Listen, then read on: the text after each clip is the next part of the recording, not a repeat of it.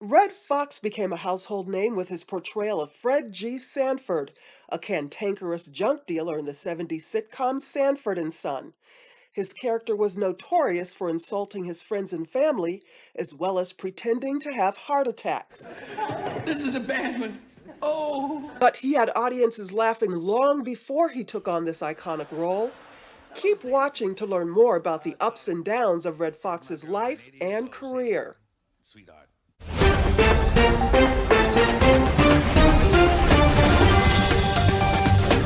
Red Fox was born in St. Louis on December 9, 1922, as John Elroy Sanford.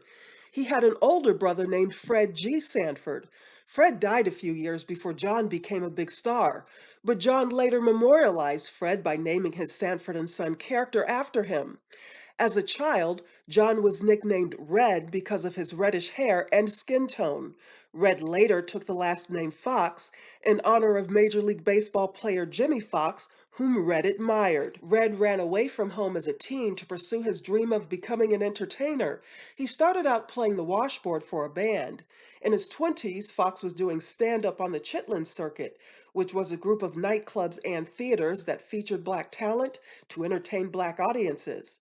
In the '60s, Fox's career really took off. Ladies and gentlemen, here's Red Fox. On his comedy albums, Fox joked about sex and racial barriers.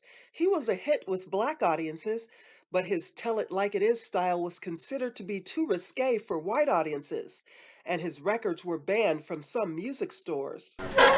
Listen, folks, you can laugh because people won't be able to see you on the record. He went on to produce 50 comedy albums. As racial barriers loosened later in the '60s, more opportunities became available for the comedian. This is genuine Mississippi cotton.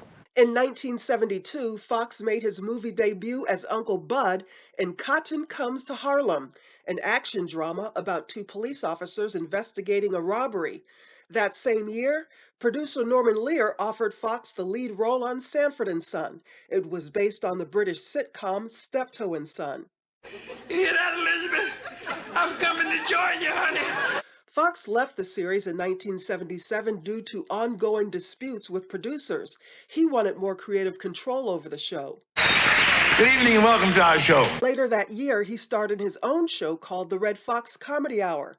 The show lasted for less than a year. Fox also had movie roles in Ghost of a Chance, My Buddy, and Norman, Is That You? I feel good.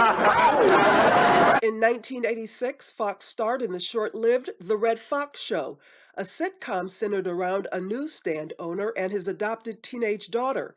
The show was canceled after 13 episodes. Red Fox. In 1989, Fox appeared in the movie Harlem Nights, a comedy about the challenges a 1930s gambling house owner and his friends face as they try to stay in business. Around this time, Fox was facing mounting financial woes. The IRS accused him of failing to pay taxes from 1983 to 1986. Also, that same year, IRS agents seized more than $750,000 worth of Fox's property, including his Las Vegas home, 7 cars, jewelry, and memorabilia. A year later, most of Fox's belongings were returned after he worked out a new payment plan with the IRS. Take $100 out your pocket and enjoy yourself. Multiple divorces also cut into Fox's finances. The comedian was married 4 times. His marriage to his first wife, Evelyn Killebrew, lasted for 3 years. When Fox married his second wife, Betty Jean Harris, he adopted her then 9-year-old daughter, Deborah. The couple divorced 19 years later. His marriage to third wife, Yoon Chi Chung, lasted less than 5 years.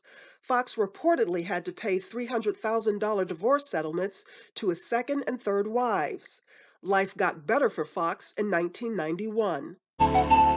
You told me you were going to get rid of them cigarettes, Al. That's why I'm setting fire to them. He was cast to star alongside Della Reese in The Royal Family, a sitcom about Alonzo and Victoria Royal, a retired couple who shared their home with their newly divorced daughter and her 3 children. A few months earlier, Fox married his fourth wife, Kaho Cho. Sadly, 3 months later, Fox suffered a massive heart attack while rehearsing on the set of The Royal Family. He died 4 hours later at the Hollywood Presbyterian Medical Center at the age of 68. Fox was reportedly more than $3 million in debt at the time of his death, and his widow couldn't pay for his funeral. Eddie Murphy covered the cost for the services, marking the end of a life filled with triumphs and struggles. Still, Red Fox was a groundbreaking entertainer whose legacy continues to inspire other comics. Thank you for watching our video. If you like what you saw, feel free to subscribe.